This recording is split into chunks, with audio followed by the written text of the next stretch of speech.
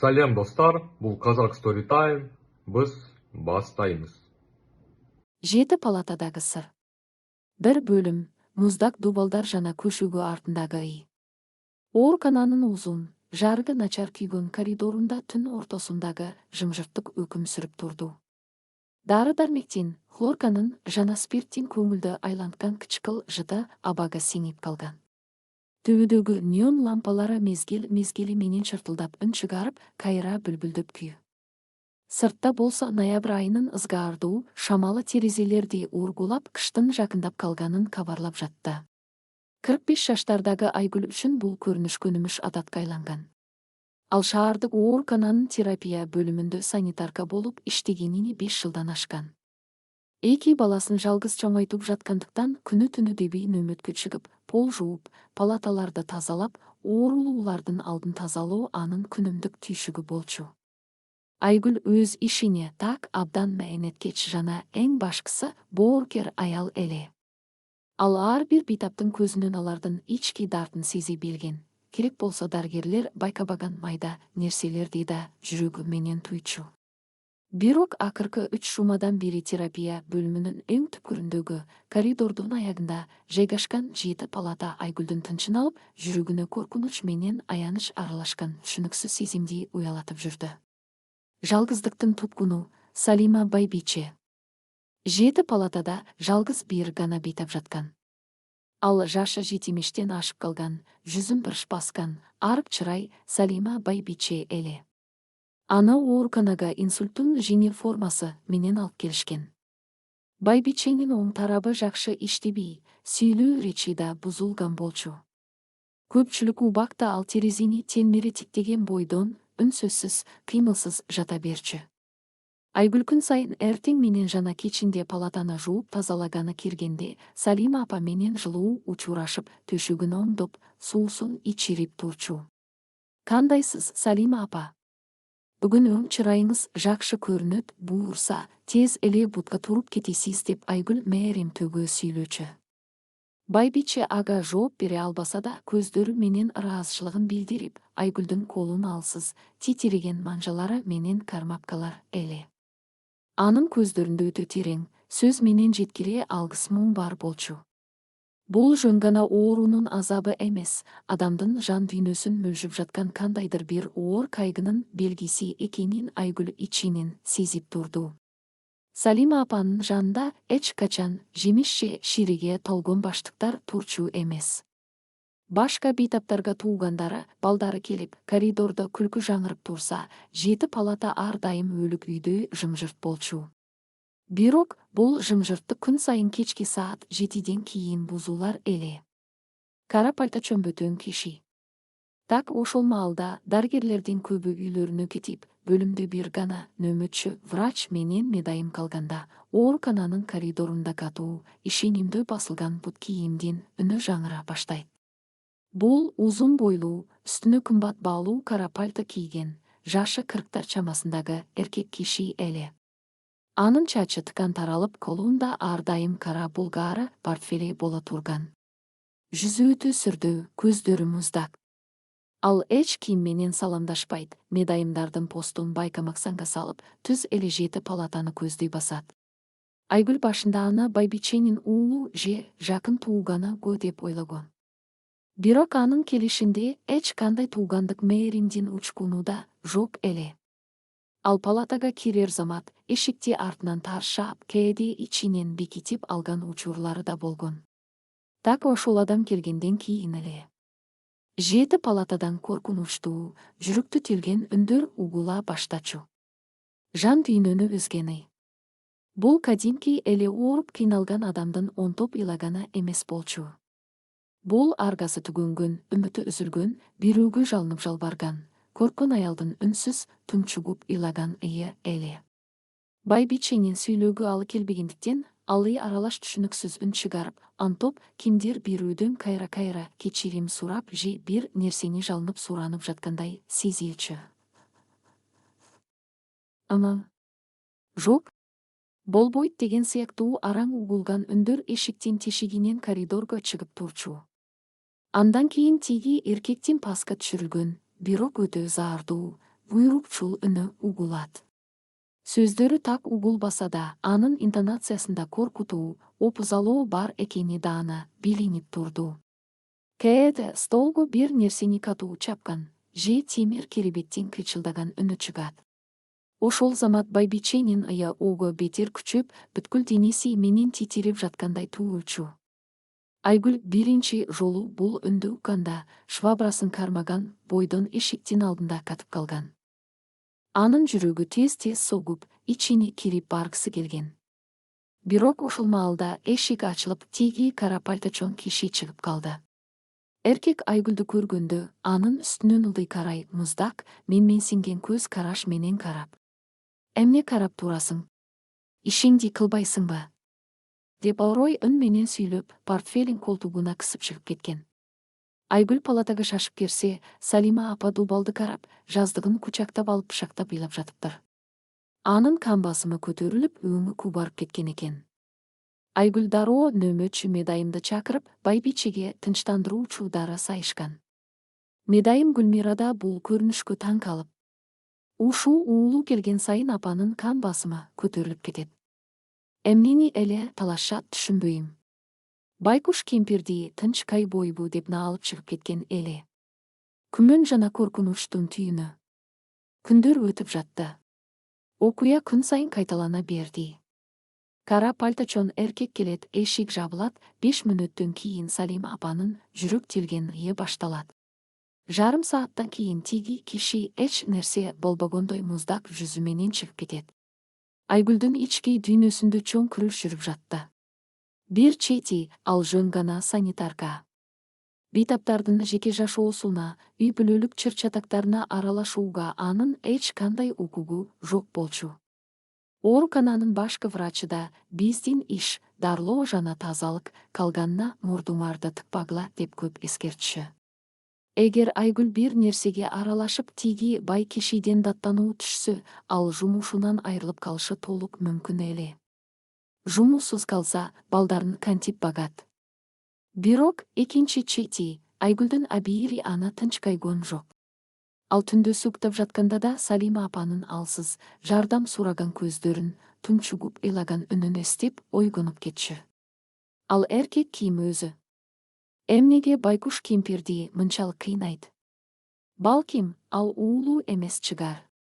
Балким, байбиченин үйүнчө акчасын тартып алганы жаткан немедир. Эгер мен үн катпасам, бул байбиче бир күнү ошол ыйдан, ошол коркунучтан улам жүрөгү кармап өлүп калбайбы деген ойлор анын мээсин жеп жатты. Айгүл башка медайымдардан тиги киши тууралуу сураштырып көрдү. Гүлмира баягы 7 палатага келип жүргөн киши чын эле Салима апанын баласыбы? Документтеринде эмне деп жазылган экен? Деп сурады бир жолу. Гүлмира ийин куушуруп: билбейм, Айгүл эже. Документтеринде Нурлан деген уулу бар деп турат. Бирок ал киши врачтар менен деле көп сүйлөшпөйт. Келет да кетет. Ал өзү кайсы бир министрликтеби же чоң фирмадабы укмуштуудай чоң кызматта иштейт окшойт. Башка врач да анын атын укканда жумшарып калат. Ошондуктан ал кишиге ашыкча суроо билбегениңиз оң деп кеңеш берди. Бул маалымат Айгүлдүн коркунучун дагы күчөттү. Демек, бул эркектин колунда бийлик да, акча да бар. Андай адамга жөнөкөй пол жуугуч аял кантип каршы тура алат? Бирок Салима апанын абалы күндөн күнгө начарлап бара жатты. Башында өзү тамактанып калган байбиче эми кашык кармоого да алы келбей, тамактан таптакыр баш тартып, өлүмдү күтүп жаткан адамдай дубалды гана тиктеген абалга жетти. Айгүл чечим кабыл алды. Эмне болсо да, ал тиги Нурлан деген эркектин палатанын ичинде эмне кылып жатканын, байбичеден эмнени талап кылып жатканын билиши керек эле. Жумуштан айдалса да өз абийиринин алдында таза болушу шарт. Анан бир күнү ноябрь айынын эң суук түндөрүнүн биринде күтүлбөгөн окуя болду. Бул түн Айгүлдүн гана эмес, 7 палатадагы байбиченин да тагдырын түп тамырынан бери өзгөртө турган түн эле 7 палатадагы сыр. 2 бөлүм, эшик артындагы ач айкырык жана көз жашка жуулган мурас. Ноябрь айынын ызгаардуу түндөрүнүн бири. Сыртта жааган муздак жамгыр терезенин айнектерин аюусу сабап, оорукананын эски имараты шамалдын күчүнөн улам онтуп жаткандай туулат. Терапия бөлүмүнүн узун коридорунда өлүк жымжырттык өкүм сүрүп, нөмөттөгү медайымдар өз бөлмөсүндө үстөлгө баштарын коюп, үргүлүп калышкан. Саат жебеси түнкү 11:30 көрсөтүп турду. Айгүл колуна нымдуу чүпүрүгүн кармап, коридордун терезелерин сүртүп жаткан. Бирок анын ою жумушта эмес эле. Анын көздөрү улам коридордун эң түпкүрүндөгү 7 палатанын жабык эшигине кадалат. Бүгүн тиги кара пальточон киши Нурлан келе элек болчу. Балким, бүгүн келбейттир. Балким, Салима апа бул түндө тынч уктайттыр деген үмүт Айгүлдүн жүрөгүнө кичине болсо да жылуулук берип жаткан. Бирок ошол маалда бөлүмдүн оор темир эшиги ачылып, муздак аба менен кошо кымбат баалуу атырдын жыты коридорго тарай түштү. Так, так, так. Бул тааныш катуу басылган бут кийимдин үнү Айгүлдүн жүрөгүн түшүрүп жиберди. Нурлан экен. Ал адатынча кара пальтосун кийип, колуна кара булгаары портфелин бекем кысып алган. Бирок бүгүн анын жүзүндө мурункудай жөн гана сууктук эмес, кандайдыр бир шашылыш, ачуулуу жана чечкиндүү көрүнүш бар эле. Ал медайымдардын постун карап да койбостон, түз эле 7 палатага карай кадам шилтеди. Айгүл терезенин бурчуна актап, швабрасын кармаган бойдон демин ичине катып турду. Нурлан палатанын эшигин ачып кирди да артынан жапты. Бирок шашып жаткандыктанбы же байкабастыктанбы, эшиктин кулпусу чырт этип толуп бекилбей, ортодо кичинекей жылчык калып калды. Күрөштүн башталышы, Айгүлдүн тандоосу. Айгүлдүн ичиндеги коркунуч менен абийирдин күрөшүтүү чокусуна жетти. Барба, Айгүл, бул сенин ишиң эмес. Ал бай киши сени бир заматта жумушсуз калтырып, балдарыңда ач калтырат деген акылдын үнү аны артка тартып жатты. Бирок 7 палатадан Салима апанын тааныш, жүрөктү эзген антагон үнү угула баштаганда, Айгүлдүн энелик мээрими жана адамдык абийири коркунучту жеңип кетти. Жок, мен муну жөн калтыра албайм. Бул жерде бир шумдук болуп жатат деп чечти ал. Айгүл бутунун учу менен дубалды бойлой акырын жылып отуруп, 7 палатанын эшигине жакындады. Ал демин чыгарбай, эшиктин жылчыгына кулагын тосту. Палатанын ичиндеги сүйлөшүү дана угулуп турду. Кагазга оралган таш боордук. Палатанын ичиндеги жарык өчүрүлгөн, болгону киребиттин жанындагы кичинекей түнкү чырак гана күйүп турган.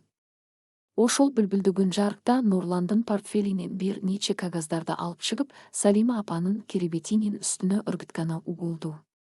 Болду, кемпир. Менин чыдамым бүттү. Деп шкырды Нурлан, анын үнү ушунчалык заардуу эле, андан жыландын уусундай коркунуч төгүлүп турду. Мен сага 3 жумадан бери убакыт бердим. 3 жума. Врачтар сенин абалыңды жакшырып баратат дешет, бирок мен билем, сен жөн эле убакыт созуп жатасың. Салима апанын алсыз үнү тумчугуп элагана угулду. Ама. Жок. Ширин. Ширин. Байбиче сүйлөөгө болгон күчүн жумшап, небересинин атын атаганга аракет кылып жатты. Ширин. Дагы эле ошол жетимди айтып жатасыңбы? Нурландын үнү катуулап, киребеттин темир жасоосун катуу чапты. Байбиче чөчүп кетип, шолактоп ыйлап жиберди. Сенин ошол Ширин ким өзү? Менин атамдын байлыгын, шаардын так ортосундагы чоң үйдү, компаниянын акцияларын ошол 10 жашар кызга калтырып кетем деп ойлоп жатасыңбы? Жок. Бул байлык мага таандык. Атам өлгөндө мен баарын алам деп ойлогом. Бирок ал бардыгын сага өткөрүп берген экен. Эми сен ооруп жаткан алсыз кемпир, менин жолума тоскоол боло албайсың. Эшик артында турган Айгүлдүн көздөрү чанагынан чыга жаздады. Демек, бул Нурлан байбиченин өз уулу эмес, күйөөсүнүн биринчи аялынан же башка жактан келген өгөй уулу, же тууганы экен. Ал эми байбиченин Ширин деген кичинекей небереси бар турбайбы? Салима апа ошол кичинекей кыздын келечегин көргүп, мурасты Нурланга өткөрүп берүүдөн баш тартып жаткан экен. Бул байбиченин унчукпай, кыйналып жаткан күндөрүнүн артында ушундай коркунучтуу сыр жаткан турбайбы? Шантаж жана өмүр менен өлүм. Нурлан кагаздарды Салима апанын бетине такат. Айгүл жылчыктан Нурландын байбиченин оң колун, инсульттан кийин иштебей калган колун күч менен кармап, ага калем сапты карматууга аракет кылып жатканын көрдү. Колкой. Бул баш тартуу кагазы. Сен өз эркиң менен бардык мүлктү мага өткөрүп бересиң, деп буйрук берди Нурлан. Салима апа башын эки жакка чайкап, болгон күчү менен колун тартып алууга аракет кылды. Бирок алсыз аялдын күчү 40-тагы эркекке кайдан жетсин? Ал колун тартып ала албай, көз жашы жаздыгын жууп, антоп жатты. Жок дейсиңби? Дагы эле өжөрлөнүп жатасыңбы? Нурлан калемди таштап, байбиченин үстүнө эңкейди. Анын үнү эми паска түшүп, бирок андан бетер коркунучтуу угулду. Ук мени, кемпир. Эгер бүгүн бул кагазга кол кайбосоң, эртең эмне болорун билесиңби? Мен сени сүйүктүү небириң Ширинди жетимдер үйүнө детдомго тапшырам. Менде тааныштар бар, документтерди бир күндө эле тууралап коем. Ал жерде анын күнүн кандай тозакка айлантарын элестетесиңби? Ал эми сени мен акылынан адашкан деп таанытып, шаардын четиндеги эң начар психиатриялык ооруканага кадыртып салам. Ал жерде сени керебетке байлап күн сайын уктатуу ушулдары сайып, жашычадай оош кылып коюшат. Өлгөнүңдү да эч ким билбей калат. Салима апа бул сөздөрдү укканда бүткүл денеси менен титиреп, дем ала албай калгандай оозун ачып, көздөрү аңтарылып кетти. Бул коркутуу анын жүрөгүнө бычактай сайылды. Ал өзүнүн жашоосун эмес, небересинин тагдырын ойлоп коркуп жаткан эле. Ал алсыздыктан, аргасыздыктан улам муунтуп ыйлап жатты. Анын ыйында: Кудайым ай, мага жардам берчи. Бул ажыдаардан ким куткарат деген үнсүз жалыныш бар эле. Жок. Тийбе ага деп байбиче тили күрмөлүп жалдырап жатты. Анда колкой. Азыр. Нурлан кайрадан калемди анын манжаларына кыстарып, кагазды төшөгүнүн үстүнө койду. Ал байбиченин колун өз колу менен кармап, кагазга багтай баштады. Оорудан кыйналган манжалар калемди кармай албай, кагазга сызыктар чийиле баштады. Жүрөктүн түпкүрүнөн чыккан чечим. Эшиктин артында мунун баарын угуп жана көрүп турган Айгүлдүн денесин муздак тер басты. Анын көзүнөн жаш тегеренип кетти. Бул таш боордукка, бул чектен чыккан мыкаачылыкка анын абийири чыдай алган жок. Ал дагы эне болчу. Ал дагы өз балдары үчүн жанын берүүгө даяр эле. Салима апанын небересин көргөп жатканын көргөндө, Айгүл өз балдарын эстеди. Эгер мен азыр унчукпасам, бул каргашалуу кагазга кол коюлса, Салима апа эртең эле бул дүйнө менен кош айтышат. Ал муну көтөрө албайт. Мен буга жол бере албайм. Айгүлдүн ичиндеги коркунуч жоголуп, анын ордун адилеттүүлүккө болгон суусагандык ээледи. Ал колун муштум кылып түйүп терең дем алды. Бирок ал жөнөкөй санитарка болгону менен акылы курч аял эле.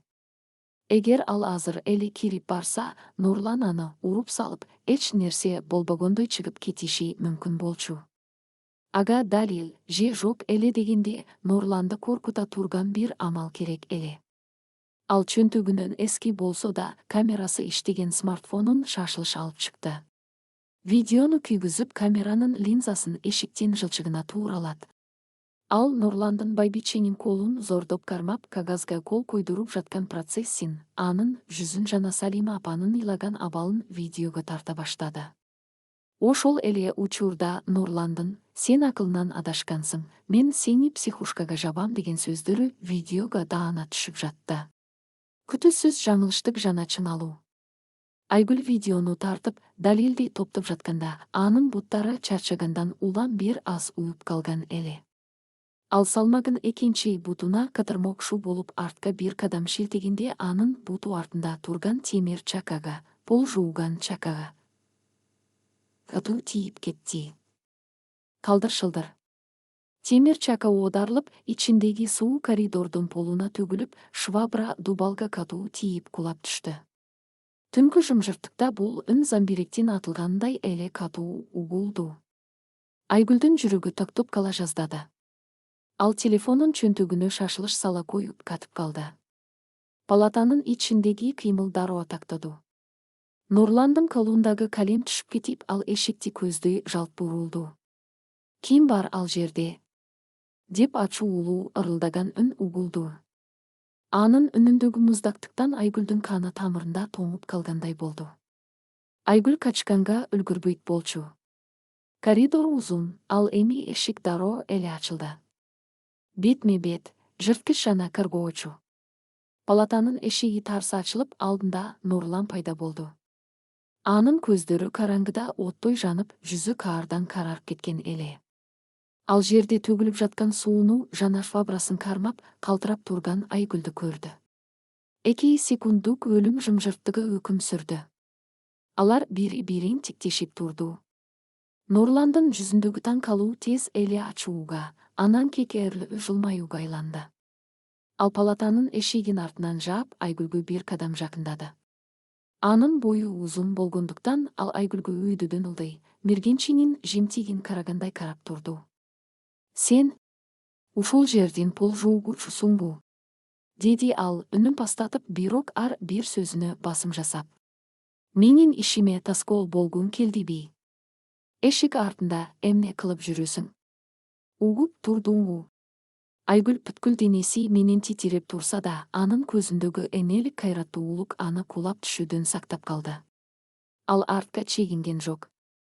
Швабрасын бекем кармап, Нурландын көзүнө тике карат. Ооба, уктум. Баарын уктум. Деди Айгүл, үнү башында титиреп чыкса да, сөзүнүн аягында катуу чыкты. Сиз ал байкуш энени кыйнап жатасыз. Анын мүлкүн тартып алуу үчүн небересин коркутуп жатасыз. Сизде адамгерчилик деген барбы өзү? Ушул кылганыңыз үчүн Кудайдан коркпойсузбу? Нурлан бул сөздөрдү укканда катуу күлүп жиберди. Бул күлкү коридорду жаңыртканы менен, анда эч кандай шаттык жок эле, болгону жин оорулуу адамдын күлкүсүндөй үрүй учурарлык болчу. Ал күлкүсүн дароо токтотуп, Айгүлгө дагы бир кадам жакындап, анын билегинин темирдей катуу манжалары менен шапкармады. Кудайдан. Сен мага акыл үйрөткүдөй кимсиң, байкуш пол жуугуч? Деп шкырды ал Айгүлдүн колун катуу кысып. Айгүл ооруганына чыдабай бетин тырыштырды. Сен менин ким экенимди билесиңби? Мен бул шаардагы эң таасирдүү адамдардын биримин. Мен бир чалсам, сени жумушуңан гана айдабастан, эртең эле балдарың менен көчөдө калтырам. Балдарың барбы? Бар, албетте. Алардын ачка калганын, көчөдө селсаяк болуп калганын каалайсыңбы? Айгүл коркунучтан дем ала албай калды. Бул адам чын эле баарына барууга даяр экенин ал анын көздөрүнөн көрүп турду. Эми мени жакшылап ук, деп улантты Нурлан, анын бетине эңкейип. Эгер бүгүн көргөнүңдү же укканыңды бирөөгө, мейли врачка, мейли милицияга айта турган болсоң, мен сенин жашооңду тозакка айлантам. Ал кемпир баары бир өлөт, ал эми мурас мага калат. Бул чечилген маселе. Ал эми сен унчукпай өзүңдүн полуңду жууп жүрү бер. Түшүндүңбү? Нурлан Айгүлдүн колун катуу түртүп жиберди. Айгүл дубалга сүйөнүп тең салмактуулугун араң сактап калды. Нурлан пальтосунун жакасын түздөп, эч нерсе болбогондой бурулуп, коридор менен тез-тез басып чыгып кетти. Айгүлдүн убадасы. Оорукана кайрадан жымжырттыкка чөмүлдү. Айгүл дубалга жөлүнүп, көзүнөн жаш куюлуп жатты. Анын белеги көгөрүп, ооруп жаткан. Жүрөгүндө коркунуч, балдары үчүн болгон сарсанаа жана алсыздык сезими арпалышып турду. Нурландын сөздөр үчүн эле, ал жөнөкөй гана санитарка, ал эми Нурлан таасирдүү, акчалуу жырткыч. Ал эмне кыла алат? Айгүл жерде төгүлүп жаткан сууну карап, швабрасын алды. Анан жети палатанын эшигине жакындап, аны акырын ачты. Ичинде Салима апа дубалды карап, үн чыгарбай, бирок бүткүл денеси менен солкулдап ыйлап жатыптыр. Кагазда жерде чачылып жаткан. Демек, байбиче кол коюп берген эмес. Ал акыры күчүн жумшап, небереси үчүн каршылык көрсөткөн экен. Айгүл чуркап барып, байбиченин жанына отурду. Анын муздак колун өзүнүн жылуу колдоруна алып, бетине сүрттү. Салима апа, ыйлабаңызчы. Мен бул жердемин, деди Айгүл, үнү каргылданып. Салима апа башын буруп, Айгүлдү карады. Анын көздөрүндөгү жалыныч, үмүт жана чексиз азап Айгүлдүн жүрөгүнө канжардай сайылды. Байбиченин алсыз манжалары Айгүлдүн колун бекем кысып, ал бир нерсе айткысы келгендей эриндери титиреди. Мен баарын уктум, апа. Мен баарын билем, деп шыбырады Айгүл, көз жашын сүртүп. Көрпоңуз, мен сизди ал желмагуздун колуна салып бербейм. Ширинди да каргойбуз. Мен жөнөкөй эле аялмын, бирок менде далил бар. Менин чөнтөгүмдө видео бар. Бул сырды мен эч качан жашырбайм. Айгүлдүн көздөрүндө коркунучтун ордун эми кайраттуулук ээлеген эле. Ал бул күрөшкө кирерин, керек болсо өзүнүн жумушун, тынчтыгын курмандыкка чаларына ичинен сөз берди. Анткени адилетсиздикке унчукпай коюу, ошол кылмышка шерик болуу менен барабар экенин ал жакшы түшүнчү. Эртең Айгүл чоң ишке киришет. Бул видеону кимге көрсөтүү керек? Ким жардам бере алат? Оорукананын жетекчилиги же милициябы? Жок, Нурландын тааныштары бардык жерде болушу мүмкүн. Ага ишенимдүү, көрпөгөн адам керек эле. Түн өзүнүн эң караңгы чегине жетип, бирок жети палатада кичинекей үмүттүн шамы жанган болчу. Аңчылык эми гана башталды, бирок бул жолу жемтик да өзүн көргөөгө даяр эле. Жети палатадагы сыр. 3 бөлүм, жалгыздыктан чыккан үн жана чындыктын баасы. Таң атып, шаарды боз туман каптап турду. Түнгүн үмүттөн чыккан Айгүл үйүнө көңүлсүз, буттарын араң сүйрүп келди. Эски көп кабаттуу үйдөгү батирейнин эшигин ачып, ичкери киргенде бөлмөнүн ичиндеги жымжырттык анын кулагын тундурду. Төшөктө 2 баласы, 10 жашар уулу Асан менен 7 жашар кызы Берме таттуу уктап жатышкан эле. Айгүл балдарынын бейкүнөө жүздөрүн карап, көзүнө жаш алды. Түнү бою Нурландын, балдарыңдын көчөдө селсаяк болуп калышын каалайсыңбы деген зардуу сөздөрү анын кулагында кайра-кайра жаңырып, мээсин жеп жаткан. Ал өзүнүн кичинекей, алсыз дүйнөсүндө ушул 2 баласын кантип багам деп күнү-түнү пол жууп, белин өйтүп мээнет кылып келген жөнөкөй гана аял эмеспи. Ал эми тиги Нурлан акциясы ташып турган, соттуда, милицияны да сатып ала турган ташбоор жырткыч.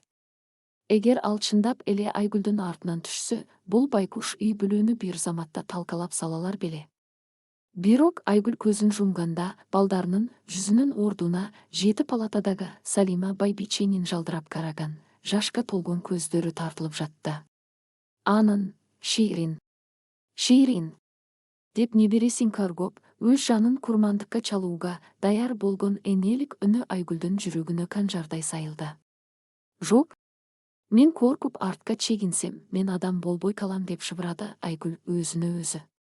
Ал пальтосун чечпей туруп, чөнтөгүнөн смартфонун алды. Калдыруу титиреп, түнү ишиктин жылчыгынан тарткан видеону күйгүздү. Экранда бүлбүлдөгөн жарыктын астында Нурландын Салима апанын колун күч менен кармап, кагазга кол койдурууга аракет кылып жатканы. Анын Ширинди жетимдер үйүнө тапшырам. Сени психушкага жабам деген коркутуулары өтө даана угулуп турду. Бул видео темирдей бекем далил эле. Бул байбиченин жалгыз куткаруучу куралы болчу. Бирок муну кимге көрсөтүш керек? Айгүл терең ойго батты. Оорукананын башкы врачы Аскарбек Саматовичке би. Жок, Айгүл түнү нөмөчү медайымдан укан сөздү эстеди. Башкы врач Нурлан келген сайын кабинетинен фүркап чыгып, ага кашаматтанып, атайын шарт түзүп берчү. Демек, жетекчилик бул кылмышка аралашкан же Нурландын акчасына сатылган.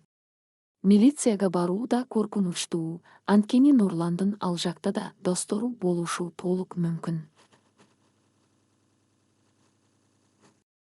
Ага медицинаны түшүнгөн, оорукананын ички системасын билген.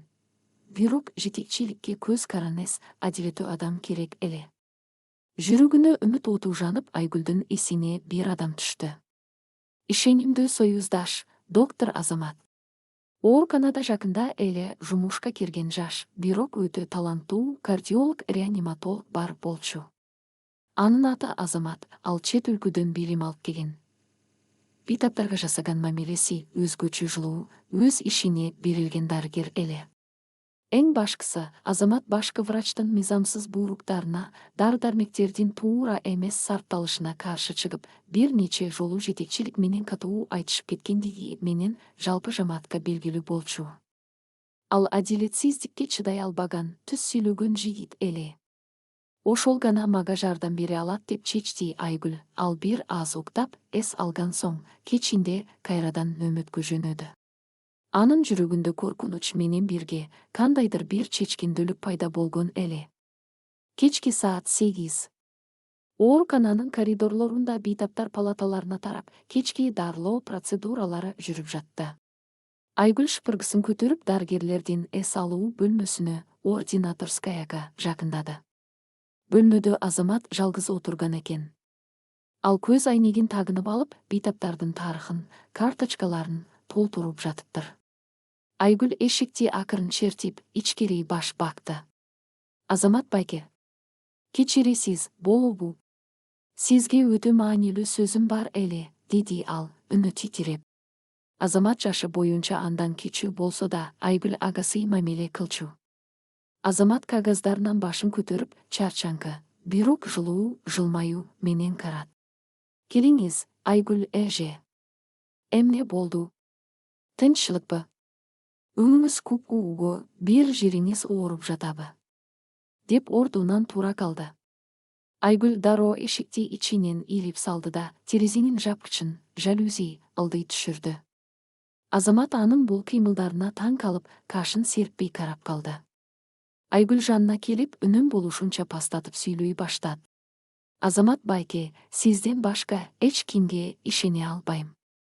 Бул жерде адам өмүрүнө, балким 2 адамдын өмүрүнө коркунуч жаралып жатат.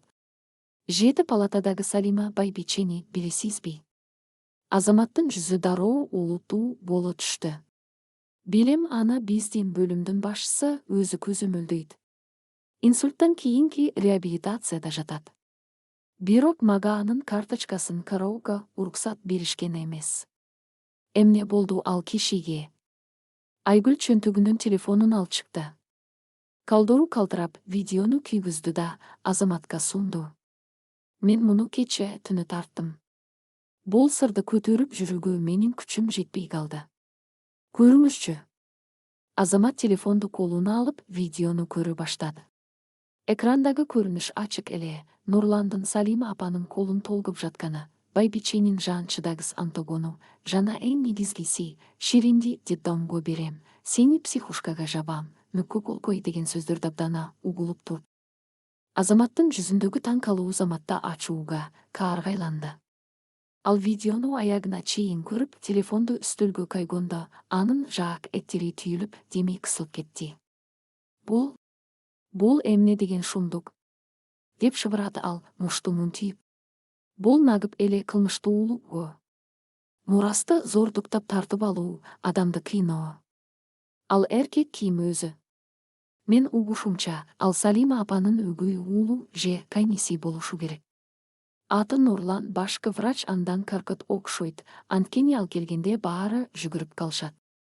Ал кече мени байкап калды, Азамат байке. Мени да коркутту. Мен жумуштан айдалгандан эмес, ал Байкуш кемпирдин жана анын Ширин деген небересинин тагдырынан коркуп жатам. Биз бир нерсе кылышыбыз керек. Деп Айгүл жалынычтуу карат. Азамат ордунан туруп, бөлмөдө ары бери басты. Анын медициналык билими жана аналитикалык акылы дароо иштей баштады. Айгүл эже, сиз азыр эле бир чоң сырдын бетин ачтыңыз, деди ал тактоп. Мен эми түшүндүм. Башкы врач эмнеге Салима апанын анализин жашырып, башка врачтарды палатага киргизбегенин.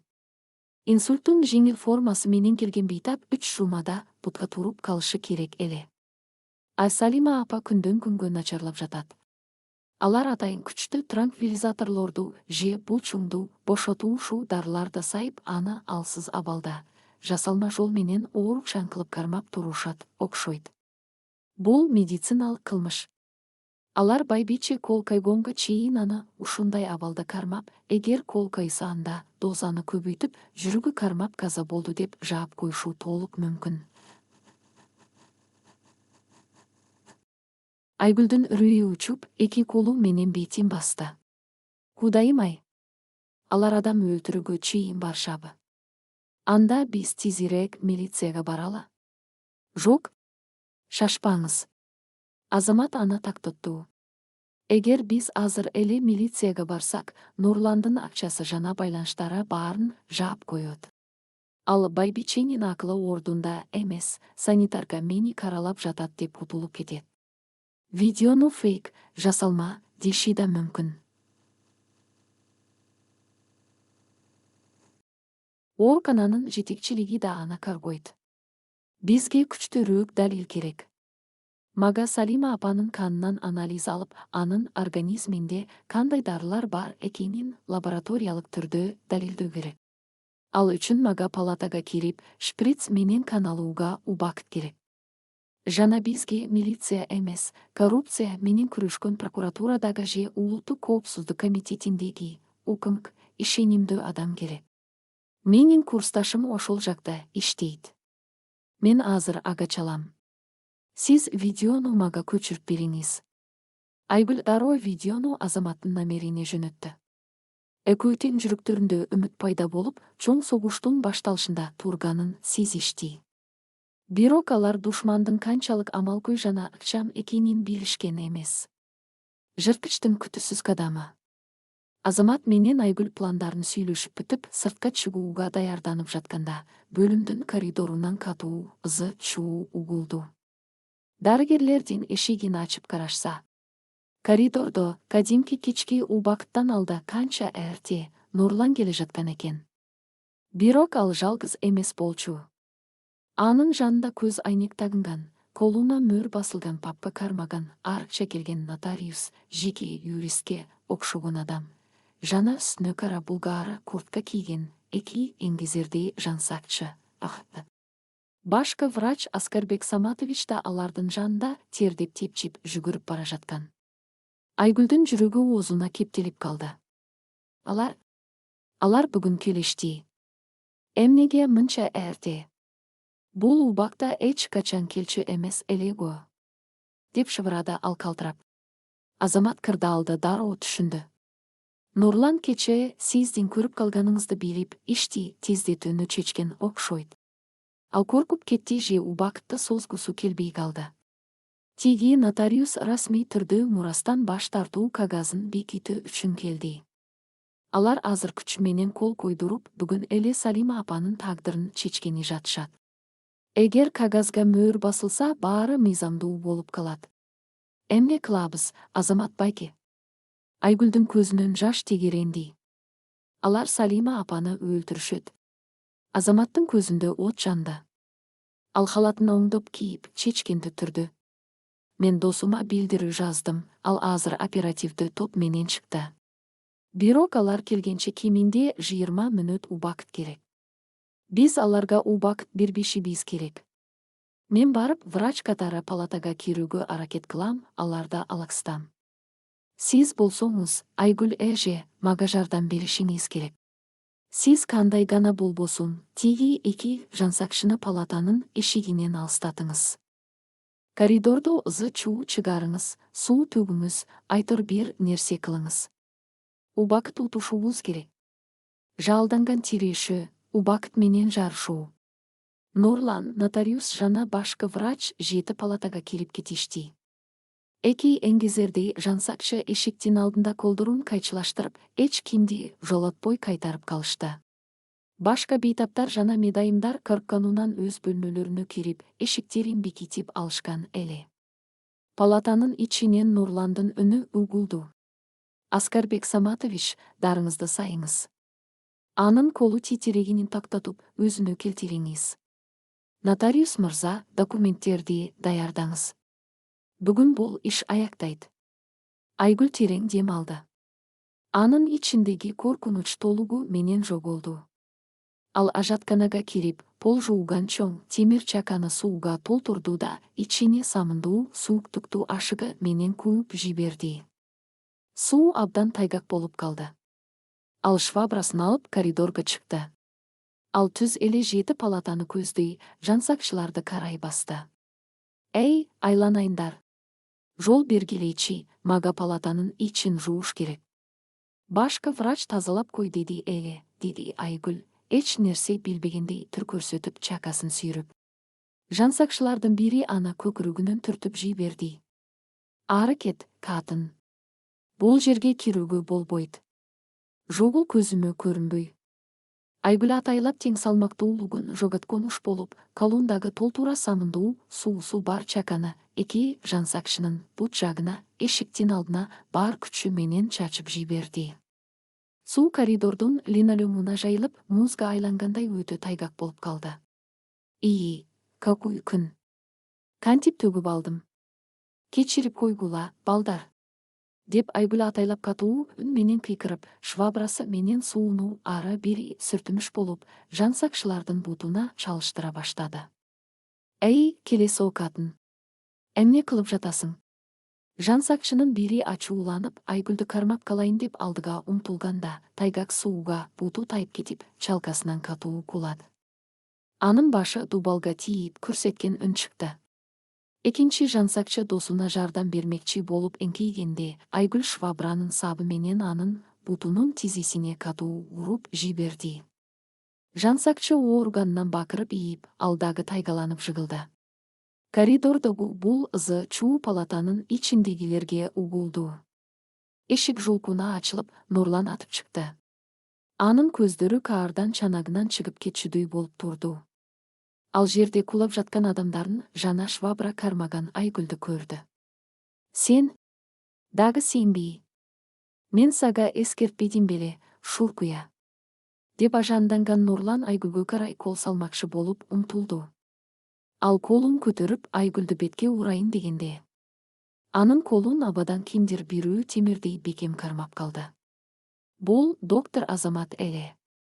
Ал Нурландын колун катуу кайрып, аны артка түртүп жиберди. Менин бөлүмүмдө, менин кызматкерлериме кол көтөрүүгө эч ким укук берген эмес. Деди Азамат, үнү кескен жана чечкендөө чыгып. Анын көздөрү Нурландын муздак көздөрү менен тирешип, ортодо от чыгып кетчүдөй болду. Нурлан костюмун аңдоп, мыскылдуу күлдү. Сен кимсиң, баатыр? Врачсыңбы? Өз ишиңди кыл, мага тоскоол болбо. Бул үй бүлөлүк иш. Нотариус менин апамдын кереесин тастыктап жатат. Эгер келишсең, эртең эле дипломуңдан айрылып, түрмөдө чирийсиң. Деп коркутту Нурлан.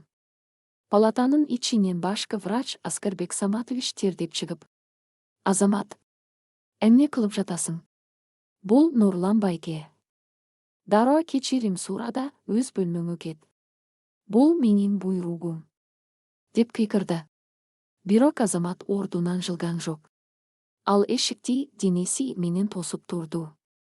Мен эч жакка кетпейм. Бул жерде үй бүлөлүк иш эмес, адамды зордоо жана медициналык кылмыш болуп жатат. Салима апанын абалы адекваттуу эмес, ага күчтүү психотроптук дарылар берилген. Мындай абалда эч бир нотариус документти бекитүүгө укуктуу эмес. Нотариус бул сөздү укканда чөчүп кетип, папкасын көкүрөгүнө кысып, палатанын ичинен акырын чыга баштады. Ал мыйзамсыз иштерге аралашып түрмөгө отургусу келген эмес эле. Нурлан мырза, эгер бейтаптын абалы чын эле дарынын таасиринде болсо, мен кол койдура албайм. Бул кылмыш жоопкерчилиги деп кекечтенди ал. Жап жаагыңды. Деп ачууланган Нурлан нотариусту жакадан алып, кайра палатага түртүп киргизди. Анан жансакчыларына бурулуп, эмне жатасыңар? Тургула. Мына бу экөөнү дубалга такагыла. Эгер кыйкырса, ооздорун жапкыла. Мен 5 мүнөттүн ичинде кол койдурам да кетебиз. Эки жансакчы ордунан туруп, Азамат менен Айгүлдү көздөй атырылышты. Азамат биринчи жансакчынын соккусунан буйдап өтүп, аны ийинге түртүп жиберди. Бирок экинчиси Азаматтын артынан келип, колун кайрып салды. Экинчи жансакчы Айгүлдүн чачынан кармап, дубалга катуу түрттү. Көйүү бергиле бизди. Жардамга. Деп пикирди Айгүл, бирок анын оозун чоң, одоно кол басып калды. Нурлан жеңиштүү жылмайып палатага кирип, эшикти ичинен бекитип алды. Убакыт тактоп калгандай болду. Айгүлдүн көз алдынан Шириндин жетимдер үйүндө ыйлап жаткан элиси, Салима апанын өмүрүнүн акыркы мүнөттөрү көз алдынан өттү. Азаматтын достору жетишпей калды. Биз утулдукпу деген үмүтсүз ой анын мээсин аралап өттү. Бирок так ошол маалда оорукананын сыртынан тормозун катуу баскан бир нече унаанын үнү угулду. Андан кийин терапия бөлүмүнүн башкы эшиги тарс ачылып, темир өтүктөрдүн, катуу басылган кадамдардын үнү бүткүл коридорду жаңыртты. Эч ким ордунан жылбасын. УКМКнын атайын бөлүмү. Колдоруңарды көрсөткүлө. Деген өкүмдү катуу буйрук угулду. Айгүлдү кармап турган жансакчылардын куту учуп, колдору бошоп кетти. Коридорго куралчан, кара маскачан атайын даярдыктагы жоокерлер жана кара костюмчан тергөөчүлөр кирип келишти. Азаматтын досу жетишип келген эле. Жана ал жалгыз эмес, өзү менен кошо чындыкты орнотуучу бүтүндөй бир топту ээрчитип келген болчу. Бул түндүн тагдыры, Салима апанын өмүрү жана алсыз неберенин келечеги эми гана чыныгы соттун алдына коюлганы турду. 7 палатадагы сыр. 4 бөлүм, акыйкаттыктын соккусу жана кираган империя. Терапия бөлүмүнүн коридорунда бир нече секунд мурун эле өкүм сүрүп турган коркунуч менен үмүтсүздүктүн ордун Заматта темирдей катуу тартип жана мыйзамдын күчү ээледи. Кара маскачан, колдоруна автомат кармаган УКМКнын Улуттук коопсуздук мамлекеттик комитети, атайын багыттагы жоокерлери коридорго кара көшкүдөй кирип келишти. Буттарындагы оор аскер өтүктөрүнүн үнү, куралдардын шакылдаган дабышы оорукананын дубалдарын титиретип жатты. Айгүлдү дубалга такап турган жана Азаматты кармаган жансакчылар эмне болуп кеткенин аңдап үлгүргүчө, алардын колдору кайрылып, беттери менен муздак полго басылды.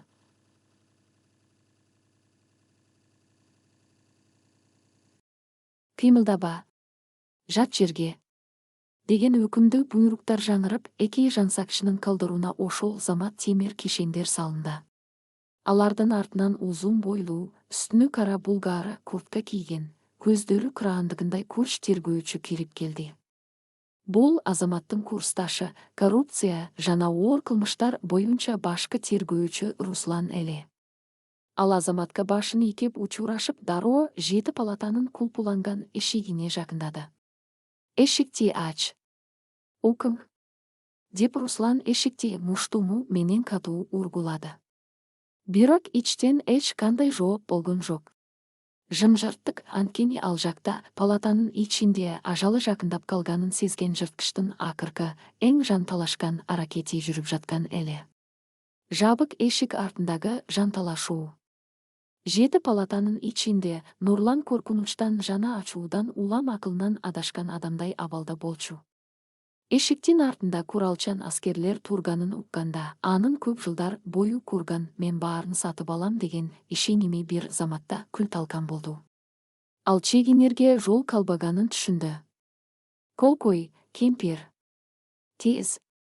деп шкырган Нурлан Салима байбиченин үстүнө басып түштү. Ал байбиченин алсыз, титиреген колун бүткүчү менен мыжыга кармап, калемди кагазга күчтүп бастыра баштады. Салима апа коркканынан көздөрү чанагынан чыгып, бүт денеси калтырап, эриндери көгөрүп кеткен болчу. Ал акыркы күчүн жыйнап, колун тартып алууга аракет кылып, башын шайкап жатты. Жүрөгүнүн кагышы тездеп, монитордогу, кардиомонитор, сызыктар үзүк-үзүк болуп, коркунучтуу, пип-пип-пип деген үн чыга баштады. Нотариус бурчта, дубалга жабышып, корконунан титиреп турду. «Нурлан мырза, тактатуңуз. Бул кылмыш.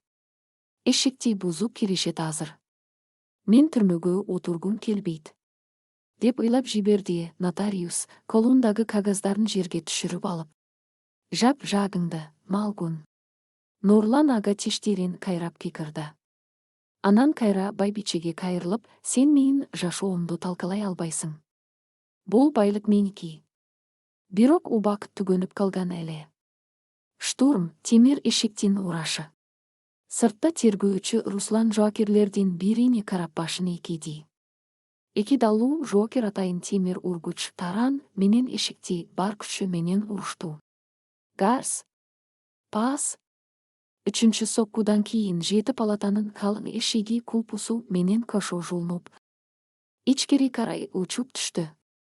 Бөлмөгө дароо 5 жоокер кирип куралдарын Нурланга мээлешти. Колуңду көтөр. Артка бас. Деп пикирди алдыда кирген жоокер. Нурлан калемди ыргытып жиберип, эки колун үйдү көтөргөн бойдун киребеттен артка чегинди. Анын жүзүндөгү текеберликтин ордун эми чыныгы, жанбарга мүнөздө коркунуч ээлеп калган болчу. Жоокерлердин бири аны дароо дубалга такап, буттарын ачып колуна кишен салды. Экинчиси нотариусту жерге жаткырып, аны да зыянсыздандырды.